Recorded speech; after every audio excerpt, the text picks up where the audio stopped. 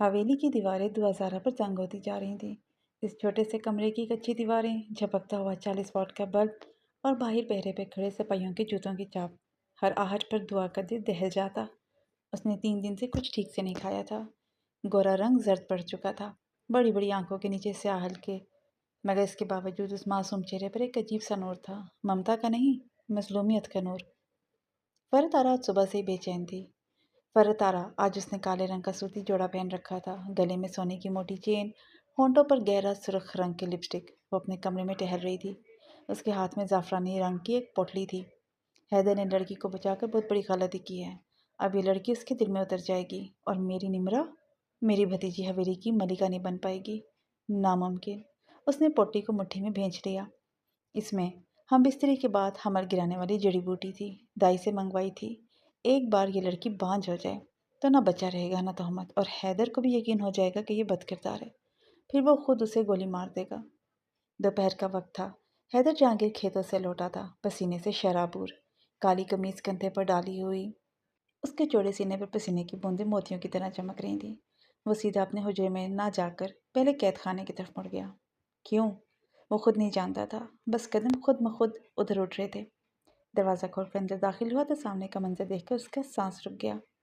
دوازارہ فرش پر بیٹھی تھی، گرمی کی شدت سے اس کا دوپٹہ سر سے ڈھلک چکا تھا، لمبے سیاہ بال پسینے سے بھیگ کر اس کی گردن اور گلابی گالوں سے چپکے ہوئے تھے۔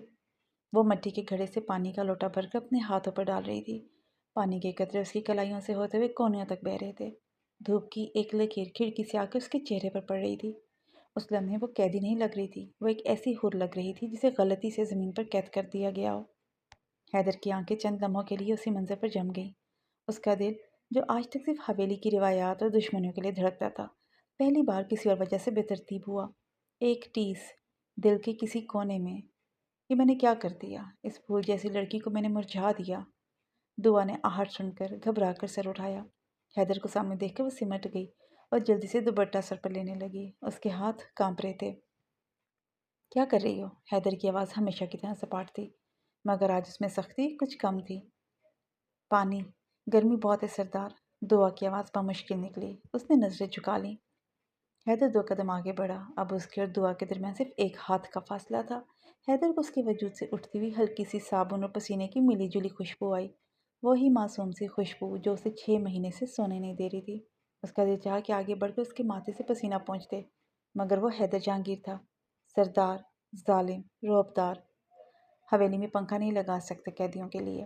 اس نے جان بوجھ کر لفظ قیدی پر زور دیا تاکہ اپنی دل کی نرمی کو چھپا سکے۔ گرمی برداشت کرو۔ اتنے میں دروازہ کھلا اور نمرا اندر داخل ہوئی، ہاتھ میں شربت کا جگ و گلاس۔ اس نے زرد رنگ کا نتھارا ہوا جوڑا پہن رکھا تھا، ہونٹوں پر گہری لپسٹک وہ جان بوجھ کر اٹھلا کر چل رہی تھی۔ حیدر بھائی، آپ کے لیے ٹھنڈا شربت لائی ہوں، کھیتوں سے آئے ہیں نا، تھک گئے ہوں گے، اس نے بڑے ناز سے کہا اور گلاس حیدر کی طرف بڑھایا۔ اس کی نظریں مسلسل حیدر کے پسینے میں بھیگے ہوئے چوڑے سینے پر تھیں۔ حیدر نے ہاتھ نہیں بڑھایا، اس کی نظریں ابھی تک زمین پر بیٹھی دوازارہ پر تھیں۔ مجھے نہیں چاہیے، اسے دے دو۔ نمرا کا منہ لٹک گیا۔ اسے؟ یہ تو… اس نے بات ادھوری چھوڑ دی۔ میں نے کہا نا اسے دے دو۔ حیدر کی آواز میں اب برف تھی۔ اور آئندہ میری اجازت کے بغیر اس کمرے میں قدم نہیں رکھو گی تم، سمجھی؟ نمرا کے چہرے کا رنگ اڑ گیا۔ اس نے غصے سے گلاس میز پر پٹکا اور پیر پٹکتے ہوئے باہر نکل گئی۔ جاتے جاتے اس نے دعا کو ایسی نظروں سے دیکھا کہ جیسے اسے کچا چبا جائے گی۔ کمرے میں پھر سے سناٹا چھا گیا۔ دعا نے ڈرتے ڈرتے گلاس کی طرف ہاتھ بڑھایا، اس کے ہاتھ کانپ رہے تھے۔ گلاس اٹھاتے ہوئے اس کی انگلیاں کانپ گئیں اور کچھ شربت چھلک کر اس کے ہاتھ پر گر گیا۔ آہ! اس کے منہ سے بے اختیار نکلا۔ حیدر نے بجلی کسی تیزی سے اس کا ہاتھ پکڑ لیا۔ اس کا لمس برف جیسا ٹھنڈا تھا، مگر دعا کے وجود میں آگ لگا گیا۔ پہلی بار کسی مرد نے اسے یوں چھوا تھا۔ حیدر نے اس کا ہاتھ دیکھا جو شربت سے بھیگ چکا تھا۔ دھیان سے۔ اس کے منہ سے بے اختیار نکلا۔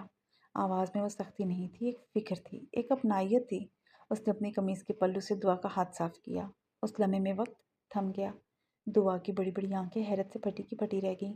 حیدر کی پیشانی پر بل تھے، وہ خود اپنی سمجھ پر حیران تھا۔ دروازے پر کھڑی فرت آرا نے منظر دیکھ لیا، اس کی آنکھوں میں خون اتر آیا۔ بس اب پانی سر سے گزر گیا ہے۔ اس نے مٹھی میں دبی پوٹلی کو اور بھینچ لیا۔ حیدر کو ہوش آیا، اس نے جھٹکے سے دعا کا ہاتھ چھوڑا جیسے کوئی انگارہ ہو۔ آئندہ احتیاط کرنا، وہ گھرایا اور تیزی سے کمرے سے نکل گیا۔ मगर जाते जाते उसकी नज़रें एक बार फिर दुआ के मासूम चेहरे पर पड़ी और दिल ने कहा, काश मैं सरदार ना होता दुआ, सिर्फ हैदर होता, तुम्हारा हैदर। रात हो गई, हवेली सो गई, मगर फरदारा जाग रही थी। उसने एक बूढ़ी नौकरानी को पैसे देकर फंसा लिया। सकीना, ये दूध का गिलास ले जाओ, कहना सरदार ने भेजा है, दुआ ज़ारा को पिलाना है, इसमें ताकत की दवा है। सकीना डरती हुई दुआ के कमरे में गई। बीबी, सरदार ने दूध भेजा है, पी लो, कमज़ोर हो गई हो। दुआ ज़ारा ने कांपते हाथों से गिलास पकड़ा। सरदार ने? हैदर ने? उसका दिल एकदम से भर आया। क्या उन्हें मेरी फिक्र है? उसने गिलास होंठों से लगाया ही था कि बाहर से रशीदा बानो की चीख सुनाई दी। नहीं दुआ, मत पीना। रशीदा बानो ने किसी तरह फरदारा की बातें सुननी थी। वो दीवानावार दौड़ती हुई कमरे में दाखिल हुई और दुआ के हाथ से गिलास छीनकर दीवार पर दे मारा।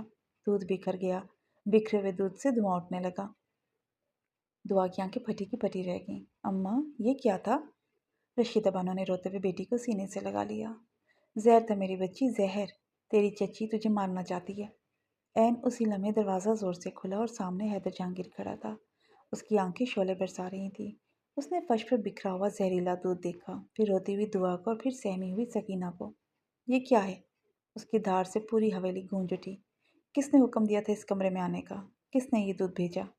सकीना थर-थर कांपते हुए बोली, सरदार, फरहत बेगम ने कहा था आपने भेजा है। हैदर का चेहरा गुस्से से स्या पड़ गया। वो पलटा और तूफान किसी तेजी से फरदारा के कमरे की तरफ बढ़ गया। आज हवेली में जैसे खून बहना था। और दुआ ज़ारा? वो माँ की गोद में सर रख के सोच रही थी, अगर ये जहर था तो हैदर ने क्यों भेजा? और अगर हैदर ने नहीं भेजा तो मेरी फिक्र किसे है? क्या वो वाकई मुझसे नफरत करता है या